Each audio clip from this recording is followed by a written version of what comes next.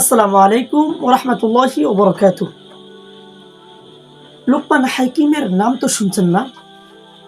লোকমান হাকিম এমন এক জ্ঞানী ব্যক্তি ছিলেন যে আল্লাহ পাক রব্বুল আলামিনের কাছে লোকমান হাকিম খুবই সম্মান পাইছে। এমন সম্মান পাইছে যে লোকমান হাকিমের কিছু কথা আল্লাহর কাছে ওই পরিমাণ পছন্দ হয়েছে যে লোকমান হাকিমের নামে কুরআনুল কারিমে একটা সূরা নাযিল করছে। সুবহানাল্লাহ।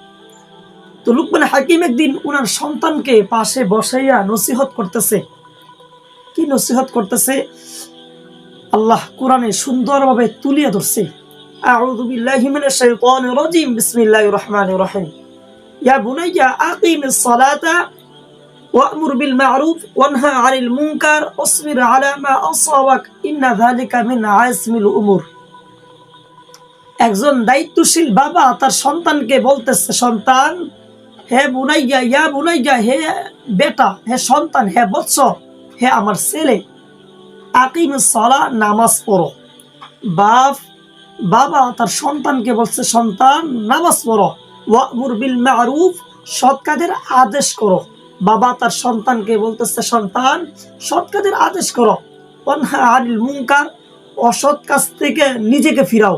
ওয়াসবির আলা মা আসাবাক, আর যদি বিপদ আপদ আসে তাহলে ধৈর্য ধারণ করো। সুবহানাল্লাহ। আর যদি বিপদ আপদ আসে তাহলে ধৈর্য ধারণ করো।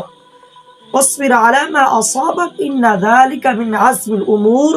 বাবা তার সন্তানকে বলতেছে, সন্তান, যদি নামাজ পড়ো, যদি সৎ কাজের আদেশ করো, যদি অসৎ কাজ থেকে নিজেকে ফিরাও এবং বিপদ আপদে যদি ধৈর্য ধারণ করতে পারো, তাহলে তুমি একটা বেটা, তুমি একটা হিম্মতের কাজ করছো।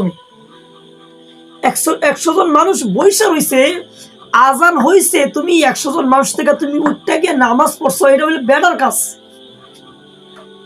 অনেক মানুষ বৈশা আড্ডা দিতেছে, সময় নষ্ট করতেছে, আজান হয়েছে।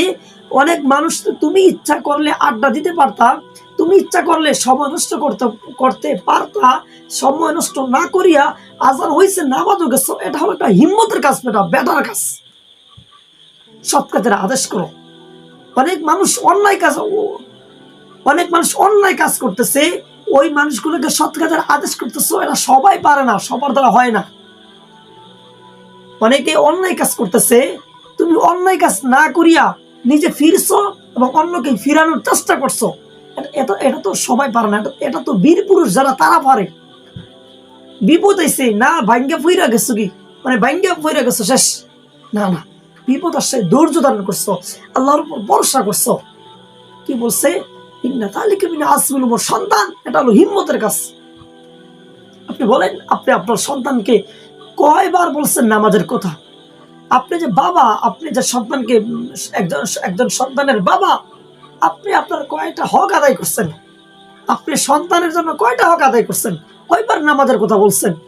আপনি কয়বার বলছেন যে সন্তানকে পাশে বসাইয়া, বাপ বস, তোর সাথে কিছু কথা আছে, কি সৎ কাজের আদেশ করবি, অসৎ কাজ থেকে নিতে ফিরবি, অন্যকে ফিরাবি, বিপদ আপদ আসলে ধৈর্য ধারণ করবি। কয়বার বলছেন?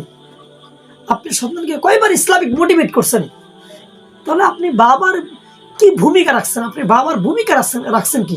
জন্ম দিলে তো বাপ হয় না, জন্ম দিলে বাপ হয়নি।